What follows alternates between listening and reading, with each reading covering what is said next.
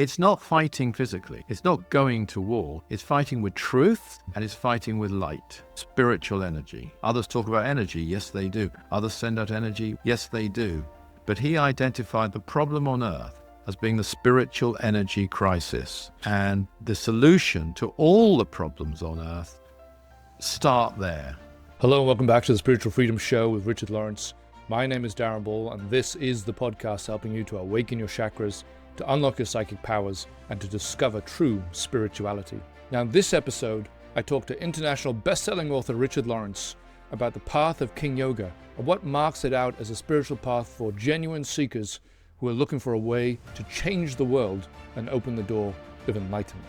We're going to be talking about what you can do to work with karma and even change it for the better rather than just endure it in your life. And what if the root of our problems on earth wasn't economic or political, but something much deeper than that? And what can you do to fight the evil in our world, and how can you do it in a spiritual way? We've got that and much more coming up in this episode. Richard. Darren. So we are back here with part 4 in our 6-part series on Yoga Upgraded, and this is exploring the massive implications of this change described by Mars Sector 6 from transmigration to transmutation. And if you're just joining us in the middle of this series, then after this episode, we invite you to go back and check out the 3 previous episodes that we've done on Karma Yoga, on Bhakti Yoga, and Jnana Yoga, in which has included some outstanding revelations that you just will not hear anywhere else. In this episode, we're going to be talking about a way that anyone can help to raise global consciousness and change world karma in a new powerful form of yoga, synthesizing many of the different yogas that we've talked about and will talk about actually under this banner of global service. So what I'd like to ask you, Richard, just to kick us off is maybe just a little bit about, especially for anyone who's hearing about King Yoga for the first time, just what it is, especially what makes it unique and, relevant to what we're talking about in this series. What is it that about King Yoga that embodies this new approach, this yoga upgraded that we've been talking about? Yeah, I think we could easily have started the series with this. We could easily have ended the series. We decided to put it as near to what would have been the birth date on Earth of Dr. King, January the 23rd, 1919, which is why it's in this position really in our program. But having said that, all of the yogas we're talking about and the way we're talking about them goes back to this yoga, King Yoga, because it's a result of the teachings received through Dr. King, the practices received through Dr. King, I would say through him or by him, because some of them were traditional yoga practices that he taught in a particular way. And of course, the missions as well, and the service plan, if you want to call it that he left and bequeathed to our world. All of this is encompassed in this whole series that we're now doing. Yeah. And what I'd say is it's very much a reflection of him. I came up with the phrase King Yoga, but it's been developed by many others, including yourself. And just because, and you used the word unique, of the unique stamp that Dr. King put upon these practices. This isn't just, as it were, a retelling or an accessible way of delivering ancient teachings which you can find in other sources. Yes, there are things certainly within King Yoga that you can find in other sources. And I would say, knowing Dr. King as well as I did, and I suppose those who haven't watched us before should know, I was actually very close to him. Great friend of his, and that's how he described it, not just me. And also a close disciple for, decades, and in touch with him every day, pretty much for the last 20 years of his life, and co-authored 2 books. So that's why I can speak about him quite intimately, really. And it really is, as I see it, very much a reflection as well of him, because he was a very brilliant-minded yogi. That might sound odd, because I suppose all great yogis, certainly all great avatars, are brilliant-minded in one way or another. He was particularly strategic, if that's the right word, in a spiritual way, spiritual strategy. He was a genius. Again, that might sound strange, but as well as being a great master of yoga, he was a genius. He would have these flashes of inspiration. He was a scientist in a way. he tackled spirituality in a very logical, scientific manner, and he had kind of some various unique qualities which are reflected, I think, in King Yoga in a way that you won't find anywhere else. So I'll go through some of those, if I may. Yeah, please. Yeah. I think there are sort of, I would, these probably aren't the only ones, but I would pick out 5. So the first one, which is very clear as soon as people come along, and actually some people like this and some people don't like this, but it's just a fact. There's a whole cosmic aspect to King Yoga, the path of the Ethereal Society, you might say. And that's because he was a unique medium. I mean, he's not the only medium in history, far from it. But his methodology, something I'm personally very interested in, but without going into it in detail, the way that he received communications from other interplanetary beings is completely unique, as far as I've ever found. For a start, he used a samadhic trance to receive many, many of them, and some of the core teachings, such as the 12 blessings, the 9 freedoms, and many other things. So you have this, I mean, to him, the first priority and the measure of spirituality above all else was how much are you cooperating with the cosmic plan for our world. This distinguishes it from most religions.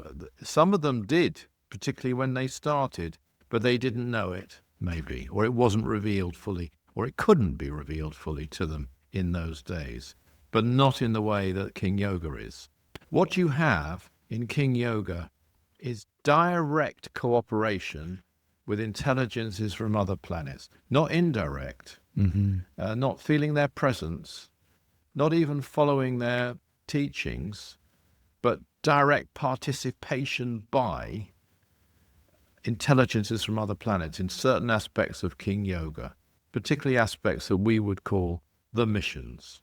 Yeah, I think this is a great point of clarity, because it's not just that there's teachings about the cosmos or that have come from other planets. It's not just that there's sort of like a philosophy of the cosmos. It's just there is this, literally what we do on the path, and the opportunity that anyone has as a part of King Yoga is to cooperate directly with these advanced extraterrestrial intelligences. Because as we've mentioned before, this is the language of direct action. And so it's not about, and wisdom, the measure of wisdom, as we've covered before as well, is action. Absolutely, yeah. So it's not about just great philosophy. It is a great philosophy. It's a mind-expanding philosophy. These are mind-expanding practices. I know that. I've used them. They have brought results. I know where they can lead. I can 100% vouch for them. They can take you all the way through. As a matter of fact, we've been told, doesn't matter what I say, we have been told in one communication that really active support for this plan, and it would be called then the Ethereal Society's plan, and there's the Master Aetherius who said this, is a quick road to adeptship, not a slow one. And that's very different, because Karma Yoga, as taught nearly everywhere else, is a very good path, but not a quick one. Yeah. And that's how it's known. This path, if practiced fully, and that's an if, is a very quick path to adeptship. And I can vouch for the fact that it can take you to even samadhic states. I'd like to come back to also what you said there about this direct action, and that being embodiment of the wisdom, and those are the points that we covered on that show. Yeah. That action is the differentiator. That's what wisdom is about today. Yes. Because there's obviously a lot of people who claim to channel now. A lot of people who claim to channel beings from other worlds. I won't speak for you, but I don't believe most, if not all of them. But when I'm going to put a caveat there. Okay. I don't say they're mainly lying. Yeah. Because I think many of the people doing it believe it themselves. Yeah. So I don't say they're all con artists or something. Yes. Some are, I think. It's not a good idea, because I don't think there's a lot of money to be made if you are a con artist. But having said that, I agree that most of them are not what they think they are. Yeah. And then when I'm talking to people, I say, well, instead of going down that road, just say, well, let's imagine it is true. Then what? And that's the difference between what what you'll hear through a lot of channels, and the opportunity that you have in King Yoga, is that there is this plan of direct cooperation with beings from other planets as part of the cosmic plan, and the different modus operandi that you can be involved in, which is directly helping to raise global consciousness and change world karma. And that element of action, that element of the plan, and the way that you can make a global difference was part of the appeal to me. Indeed. Yeah. And I think I should just illustrate that by picking out, just not in depth, but just picking out one or two things that are an example, because people might say, what do you mean direct cooperation? Yes, yeah. And what we mean is that we will, and I should say it's another aspect of Dr. King, but I mentioned earlier that he had a scientific approach. So he used apparatus, he used physical apparatus. He designed physical apparatus for spiritual purposes. That's another, in his own right. Sometimes he had cosmic direction, sometimes it was purely in his own right. But that apparatus that he designed is used by cosmic intelligences in various ways to help the world. Now, it has to be operated by us, by people all over the world, actually. Well, various parts of the world, I should say. So there's that cooperation, and the many people who come along and support. I mean, we've had, for example, hundreds of people on a hill called Holston Down in North Devon, charging some of this equipment.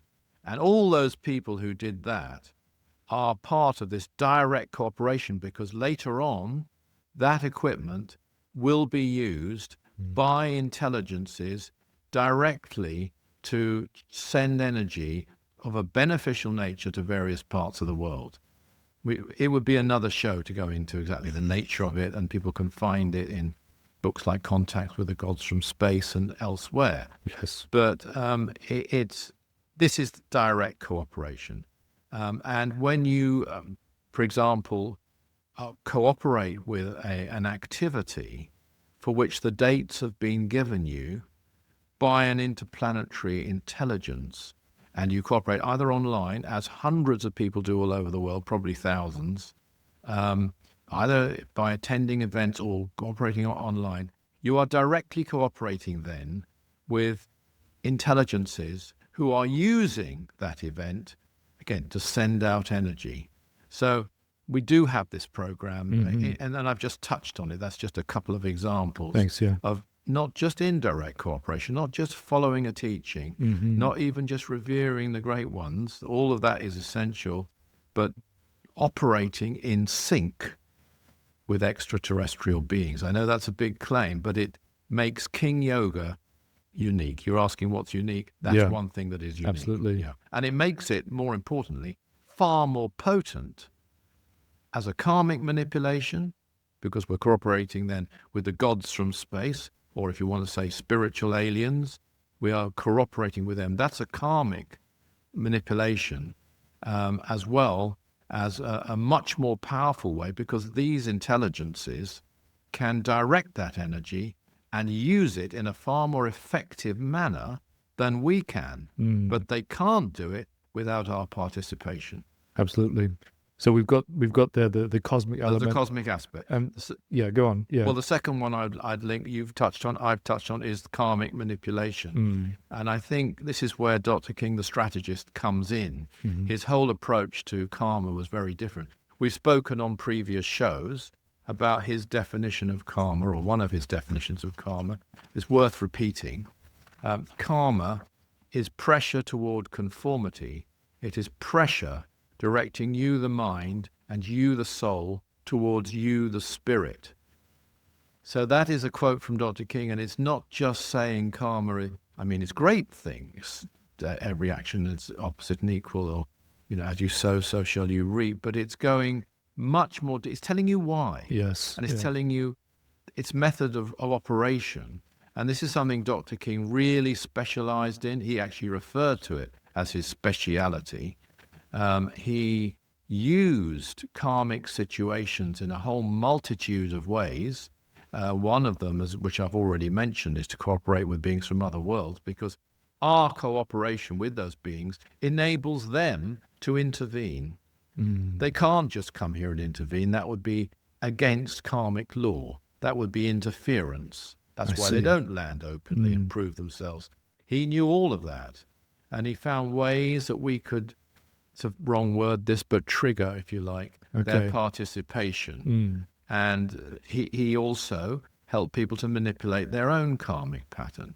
So rather than looking upon, and this is important because he was a very, very positive person. He had tremendous faith in people. He was strict. He was critical at times, not only of individuals, but of various, of claimants and various other things in the world. But he believed, always believed. And one day he said to me, there is nothing that I've done that you couldn't do.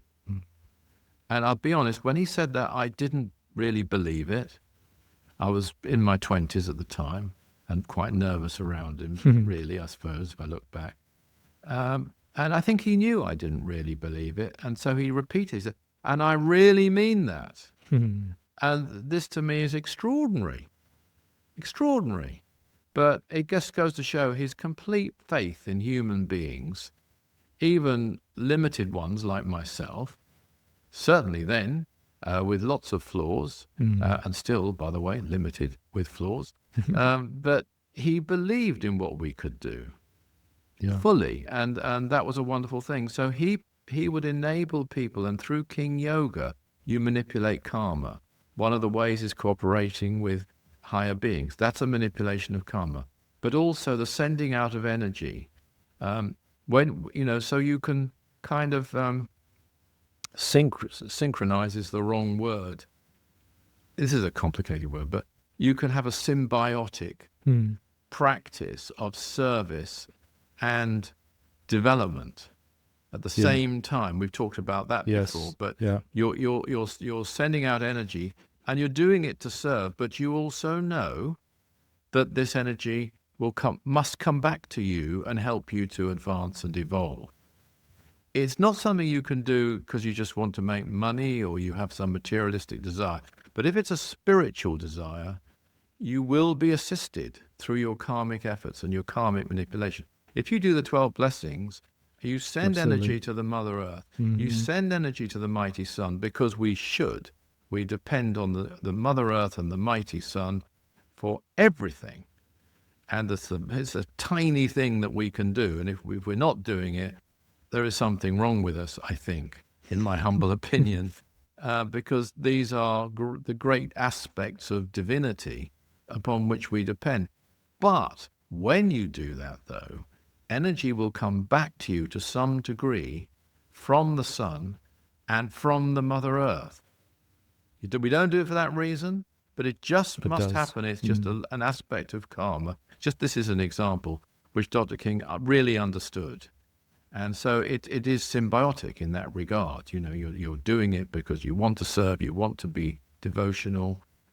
He actually, talking of the Mother Earth, he gave a rather beautiful exercise because a lot of him and a lot of King Yoga is focused on Mother Earth. That really is something I should mention.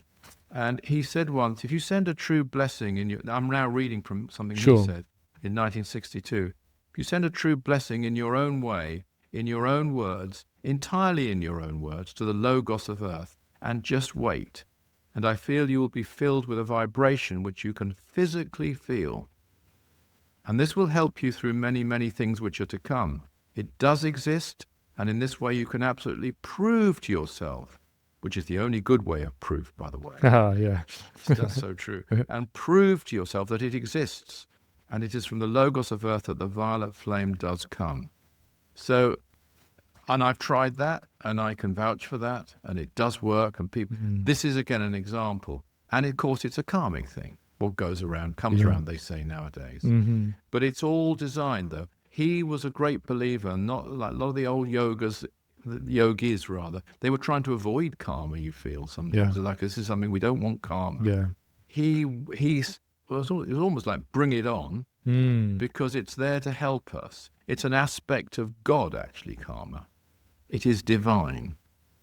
And the supreme lords of karma, who govern our actions, are, just outstanding. If you want to know about them, read the 12 blessings. But they are totally committed to enabling all life in the galaxy, all life of all kinds, to evolve through karma. That's a really positive thought. I hadn't literally thought about it that way, that is what they are doing. That's what they're doing. Yeah. I see the supreme laws of karma, this is just me, I can be right, I can be wrong, as the disciples of the galaxy, which is a living being. And these are the beings who ensure that evolution takes place within what might be their master. Well, that's such a beautiful way to put it, because it's revealed in the why in Dr. King's insight into karma, isn't it? Is that the purpose of it, and their purpose is, as you say, to ensure evolution takes place. It's not just to hold a balance per se for no reason. It's not just to ensure that action and reaction are opposite equal. It's in the framework of this evolution back to the Godhead. Absolutely. Yeah, that's what it's for. And it's a wonderful thing. And we can make good karma. We can create good karma for ourselves and others. Which is another thing, because we're all part of the group soul, say on Earth, we're part of one race. Doesn't matter what we look like, we're all part of one race. And we are, to some degree, when we take a positive action, especially if we're cooperating with great beings or helping the planet, we're doing this also for the whole group soul of humanity. And sadly, the opposite is true as well. And people don't think about that. True. So that's the second thing I'd pick out. Karma, karmic manipulation. Even that concept of karmic manipulation, and using it and developing it. Energy release is a big thing. He identified that'd be my third one. He identified that in a way I haven't come across anywhere else. Others talk about energy. Yes, they do. Others send out energy, wonderful energy, healing energy, and so on. Yes, they do. But he identified the problem on Earth as being the spiritual energy crisis. Yes. And the solution to all the problems on Earth start there. And if that problem is solved, it must reflect downwards, because spiritual forces reflect downwards. If you tap into a higher chakra, then the emanations from that higher chakra will flow downwards. If you tap into a lower chakra, they won't, of their own volition, flow upwards. So he got to the root core issue, which was the etheric core. Remembering again, as we said many times, we are a reflection of the etheric life. The etheric life isn't the aura isn't a reflection of the body. The body is a reflection of the aura. And so we get to the root cause, and he did this with his healing technique, for example. Put energy through the chakras in the aura. This must reflect on the physical body. And he did it with the world. Exactly. Wow, what a great parallel. Yeah. So again, one can't go, but that was the scientist in him as well. For example, the 12 blessings were delivered in 1958. And I know there's people, not all people who watch the show know the 12 blessings at all, but some do, some practice it. What I've found is that a lot of people who practice the 12 blessings believe, and this is okay, Dr. King didn't try and, refute this at all, if they did, but they tend to believe that this was given as a practice by the Master Jesus. And I would say this, actually, it became a practice, certainly the way we do it, thanks to Dr. King. I would say the practice of the 12 blessings is a combination of the Master Jesus, who gave the teachings and the blessings and the prayers, and the technique, the science almost, of Dr. George King. He was the one who told us where to raise our hands, where to direct the energy, how to visualize it, and how to practice it, how to take the headings and then use the prayers. This is all Dr. King. And a lot of people forget that. He's a very humble person. I mean, he could be very forthright, and he was very honest. And he would say, that basically there isn't a medium. He has the world record there is no medium to compare with him in terms of genuine contacts with other planets. And he said that to help people, to have confidence in the teachings that he was sharing. But he was also extremely humble and could be quite self-critical and self-effacing. And I don't think he stressed that really the 12 blessings practice is largely to do with him. You can prove that because it's an extension as well of the Sermon on the Mount. Blessed are the meek and so on. Yes. That isn't practiced. That's read out in church. Yeah. True. They didn't turn that into a practice.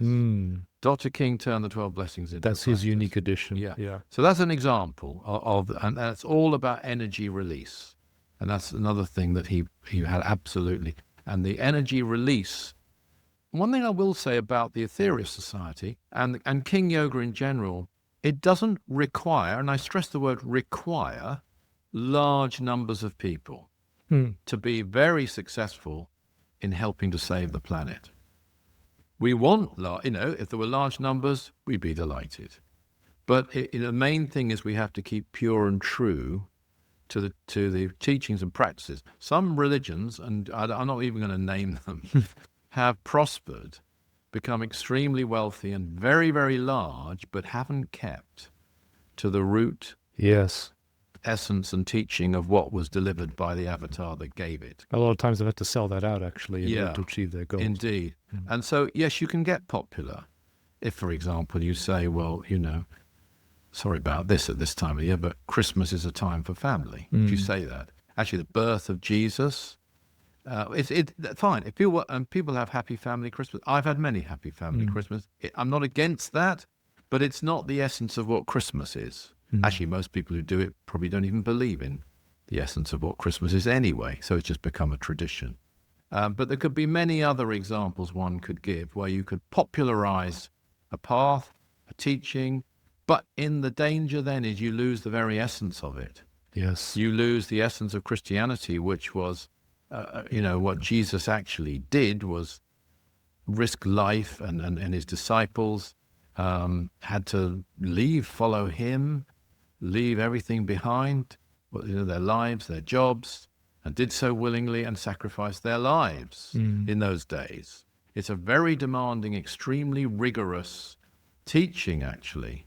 But it can be turned into something else and become popular. And this is the danger now with the Ethereal Society, with King Yoga. It's absolutely vital we don't do that, because if we did do that, yes, we want to be accessible, we want to reach people, we want to make it understandable, we want to share it, we want to welcome. But we don't want to modify. Right. We don't want to change, because if we do, we'll lose something extremely powerful that can be done by, if necessary, by a small, relatively small, by small I mean hundreds or perhaps a few thousand people around the world. Very, very effectively indeed. So this is another of the characteristics of Dr. King, actually. He was and he had some fellow adepts, and they worked in very small numbers and brought amazing results. Yeah. And that's a bit of a yardstick too for King Yoga. Yeah, what a few people can do, what a handful can do, can be more than millions of people on a less effective path. Yeah. So I just throw that in really to the energy point. Yeah, no, I think it's a very helpful point that really we don't want to fall into the trap that other traditions and paths have fallen into, which is to modify or sell out the original essence. It's tempting. And basically squander what was given by that original avatar in the beginning. Yeah. And you can see, I find this because I do a lot of, as well as this is our podcast, but I do I'm guesting on various podcasts. And I know very well if I talk about certain topics, it'll go down really well. We get some wonderful comments, which I really appreciate, and those topics should be covered. So I'm not sort of reneging. They're the things that I fully believe in, and King Yoga fully believes in. Absolutely fine. But I also know if there are certain other topics, you'll get people who'll dismiss it out of hand, dismiss it just on the basis of it sounding wrong to them or silly to them or whatever it might be. And I'm sure people watching this or listening to this have experienced that in their own lives with various people when they want to talk about things that they believe in that really matter to them. People there's two ways of dismissing. One is just to reject something without even considering it, which is the action of an ignorant person, mind you. Yeah. But that's done quite a bit. Yeah. And the other is just to ridicule it. That's a coping mechanism as far as I'm concerned. and such a person is foolish because they aren't looking into whether it could be true. But we still have to, I mean, Dr. King knew and has stated that he knew very well that if he'd modified his teachings, he could have been far more popular. Yeah. And he knew that, and we know it. We know what works with people and what doesn't work so well. But we have to have the whole thing. We don't hide anything. Everything's accessible. Everything is open. And it has to be that way, or otherwise you lose so much. And the main thing, you lose your ability to serve humanity. You lessen it. Yeah. Well, you may not completely lose it, but it can be, whittled down to. See, he understood also, we mentioned karma, the karmic manipulation necessary to perform certain missions, the sacrifice of the individuals doing those missions, which karmically makes it possible. And, it might appear that it doesn't. Might think, well, we can just do this, we can make it, vertical commas, easier, but it doesn't work. And he knew that. So we stick very much to the guidelines when it comes to his missions that he left with them. So we've got the cosmic element, we've got the karmic manipulation, karmic element, and we've got this energy release. Yeah. What's the fourth one? The fourth one is fighting. Fighting evil. Okay. And this does mark us out from a lot of traditional paths. It's not fighting physically. It's not going to war. He himself was a conscientious objector in the Second World War. He took part in the war effort, by the way, in a very dangerous way, in the fire service, in the Blitz, and so on. Yeah. But he wasn't, and his father was a conscientious objector too. He was in the ambulance service in the First World War. But so it's not that. It's fighting with truth, and it's fighting with light, with spiritual energy. But it is a kind of acknowledging, and this too is very much him, because he was a warrior. He was a warrior by nature. He was a fighter by nature, and hence he put up with all kinds of rejections and dismissals. Can you imagine making the claims that he was making in the 1950s in England? You'd have to be a fighter to go out and do that and stick to it. And whatever anyone says about him, he stuck to his guns for 43 years. Every day, 24 hours a day, by the way. He was on call for 43 years, 24 hours a day. So he completely lived it. He was completely single-minded, totally focused.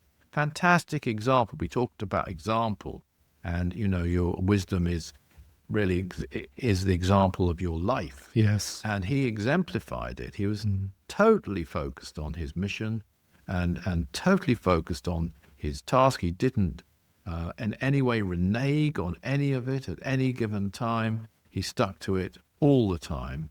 And one of the things which marks a change is fighting evil. And it's very interesting because one of the reasons, first of all, you identify that there is evil. So he did talk about something which is now quite widely spoken about, which is dark forces and also conspiracies and a syndicate, which used to be called the Silence Group. I think it's given various, the Deep State. I one of the names now. That was something he was open about from the 50s. Particularly on the UFO front, but not only on the UFO front, on the nuclear front, and even on the financial front. Not that that was his field at all. He was not interested in money, really, but he was practical, made sure he could do his task. But he did identify, the nature of this world, which is now much more widely recognized. There are still people who say something like, I don't believe in conspiracy theories. That's an act of faith by that person. They've got a blind faith that there are no conspiracies if they say that, because they don't know. And there are conspiracies that have been proven. Conspiracies, yeah. UFOs being one of them, actually, or UAPs as they like to now call them, because we've got this 3-eye atlas which has got all these anomalies. We don't know. I know that'll be dismissed by some, but even people looking at it now is a change. At one time they wouldn't have even considered that. Yeah. And he published in 1957 the fact that a comet was from another world. So we have that precedent already. We had that precedent. That certainly didn't say all comets are, by the way, but he said that then. So that was completely. I mean, nobody would even look twice at that in those days. Now it has been seriously discussed. At the very least, it's been discussed and looked at.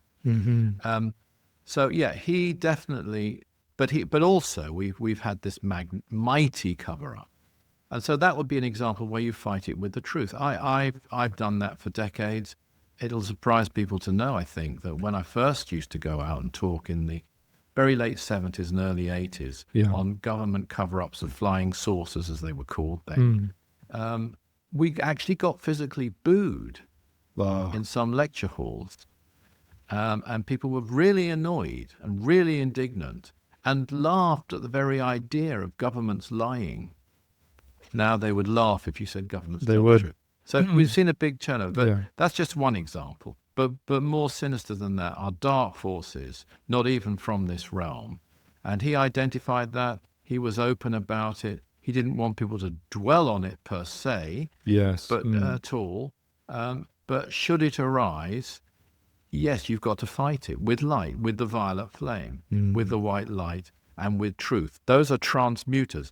The word I should use actually is not fighting the evil, transmuting the evil. Yeah, back to our theme. Take it back to our roots. So this is a big thing, which I think marks it out. A lot of religions they just don't want to go there. They might mention it.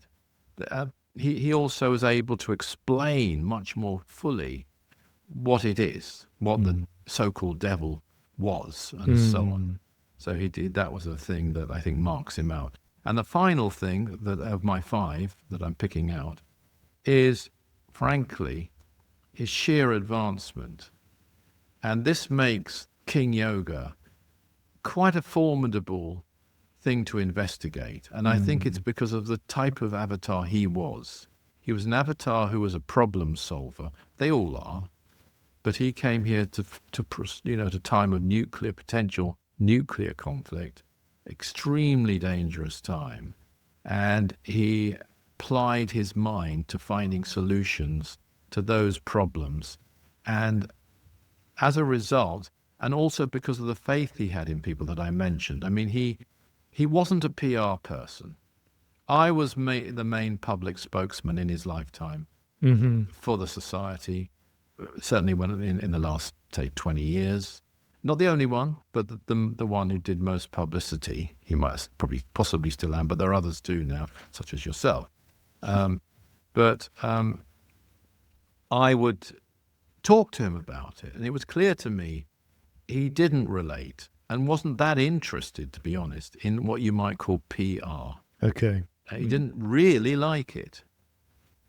He wasn't that kind of man. I think there could be other avatars who would be more able in that way or focused in that way to reach people, depending on what their mission is. He could. I don't want to play him down at all. He could give outstanding talks and did. He did do interviews. He did travel around lecturing. But in a way, it wasn't his thing.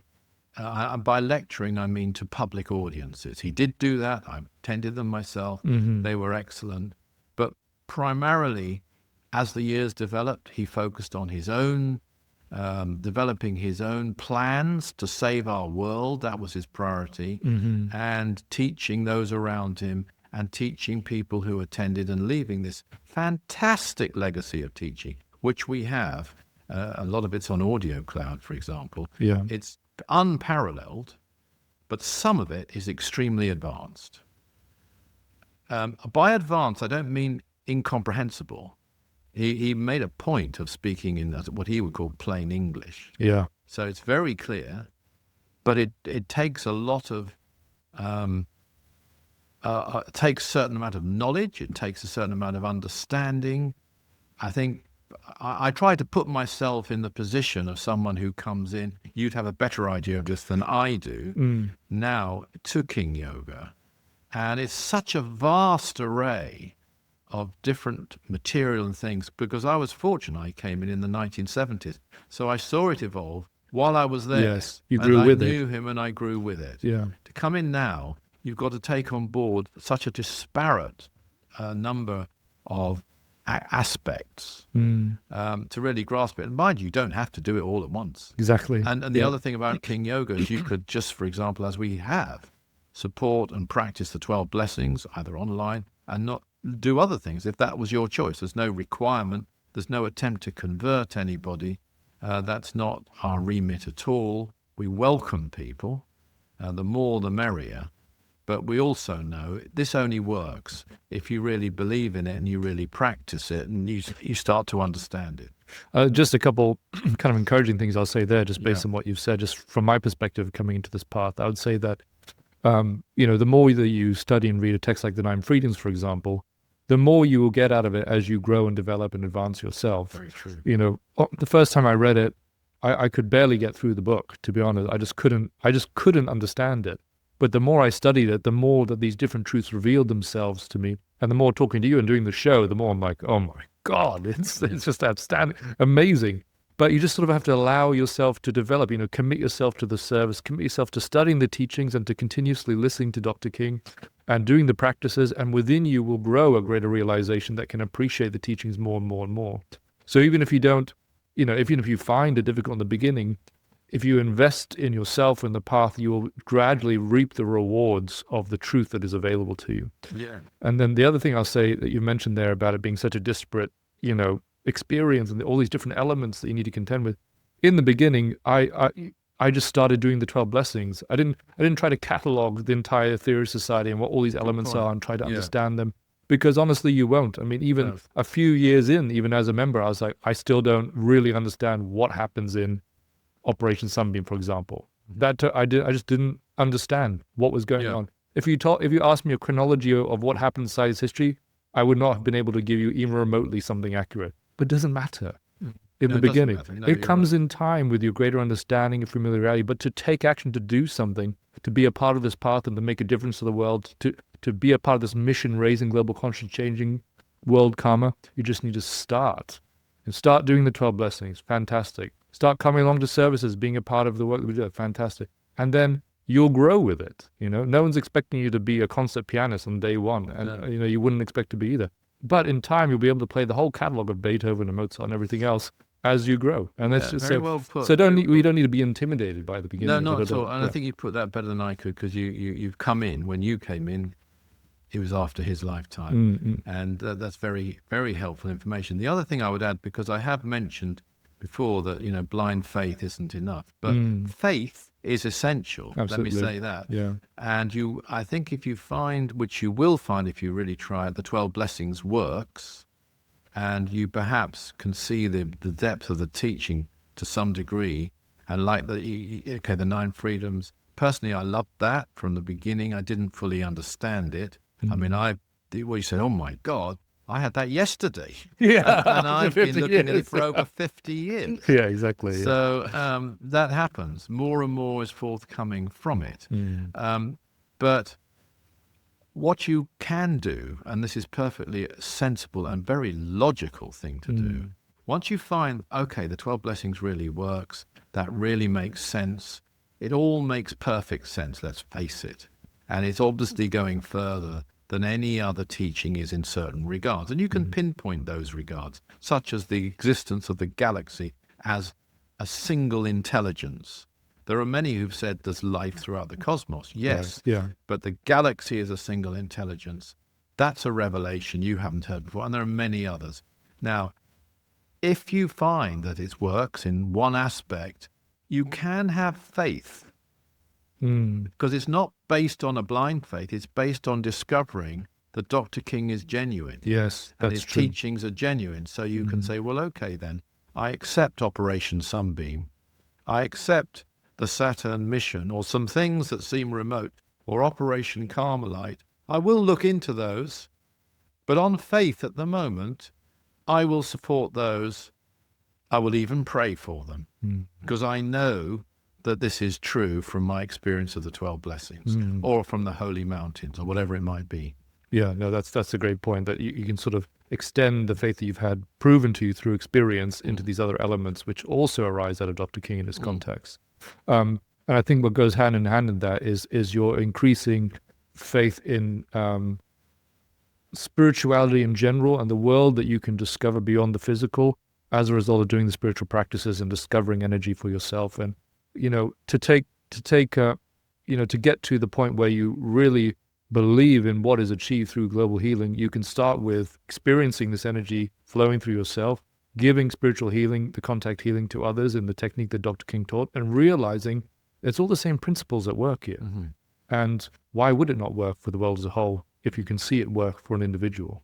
Very and true. It's the same principle as you described, that parallel. He was sending this energy out into the etheric and has a reflection in the physical. In the same way, when we're giving physical healing, we put it into people's aura and their chakras, and the reflection is in their physical body. Yes, and I'll just add one thing to that. I think just from my knowledge of him, of Dr. King, you have to also try and understand that where he was coming from, some of this material was obvious to him.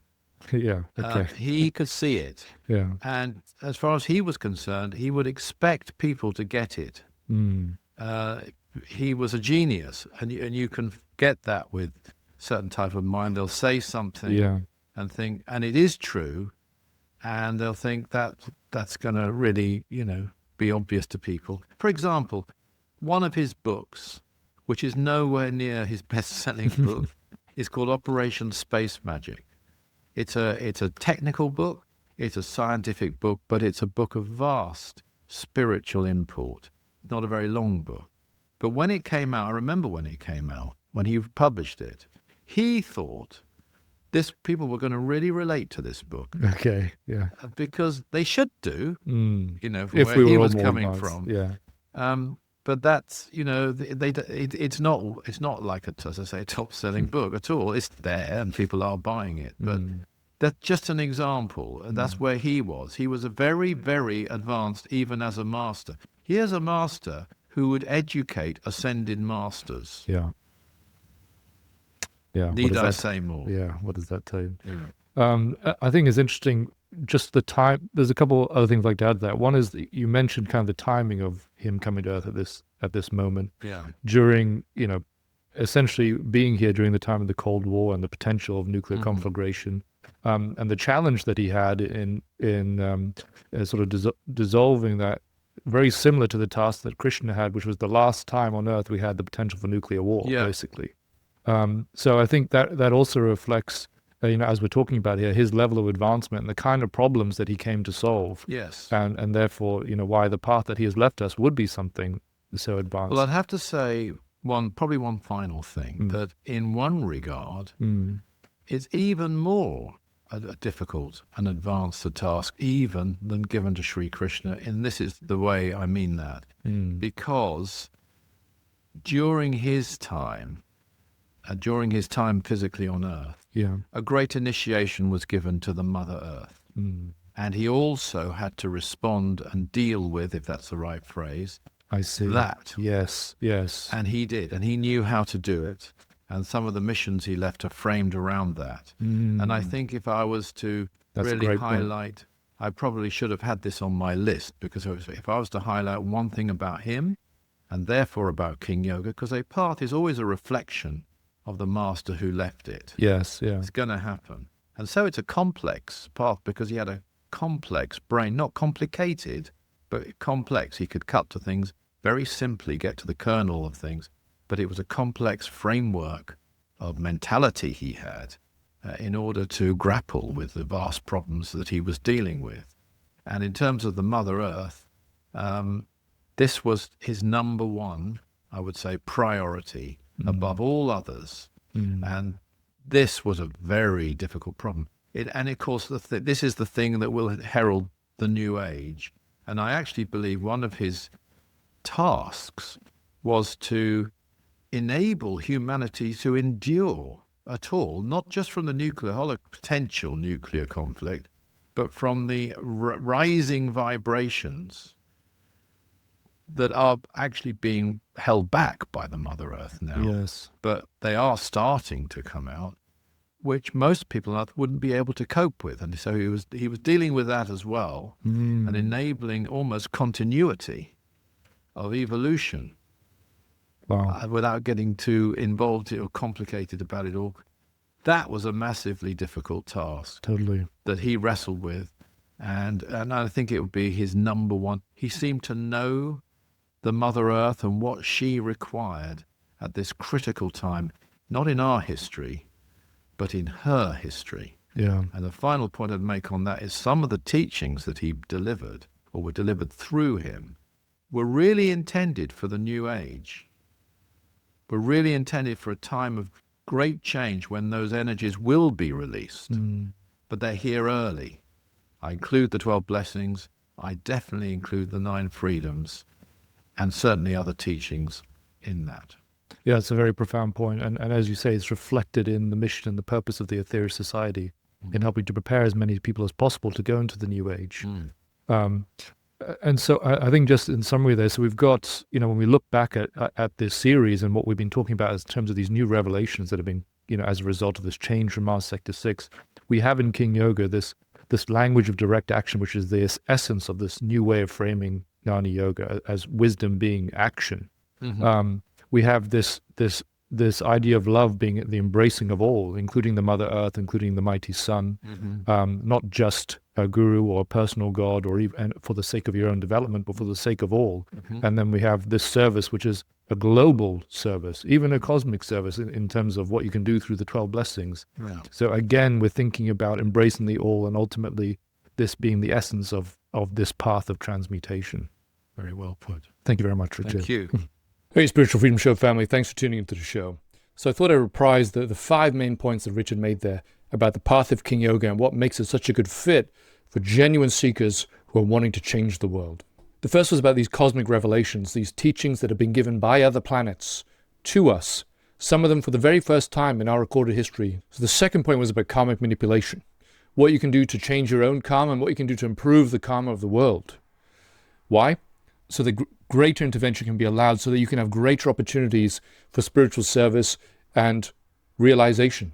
The third point was about radiating energy, using spiritual energy to help raise global consciousness, which is the way that we can help solve the problems that we face on Earth today. The crisis that Dr. King described is not that we don't have enough energy, it's that we don't have enough people using this energy in the right way to help others. But you can change that, and you can change that by using, among other things, the 12 blessings. The fourth point was about transmuting evil, about fighting evil in spiritual ways. In the past, the wisdom was to seal the door where evil dwells.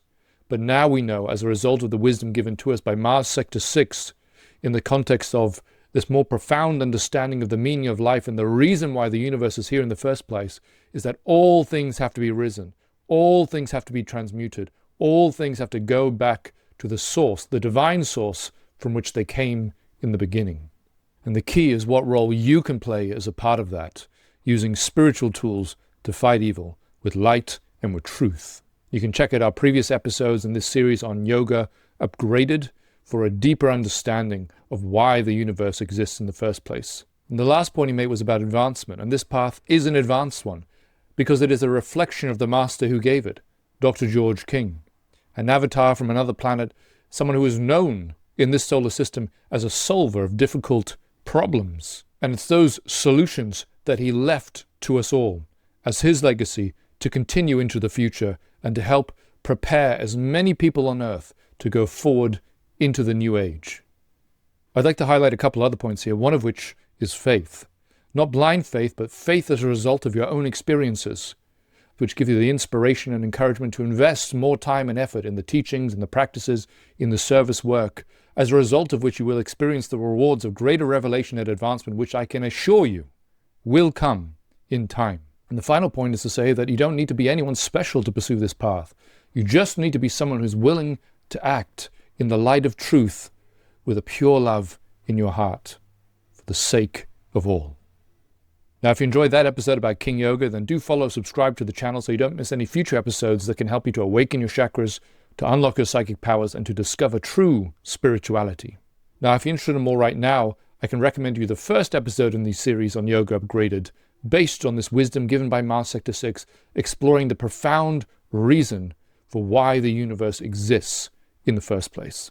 Thanks for tuning into the show, and see you next time.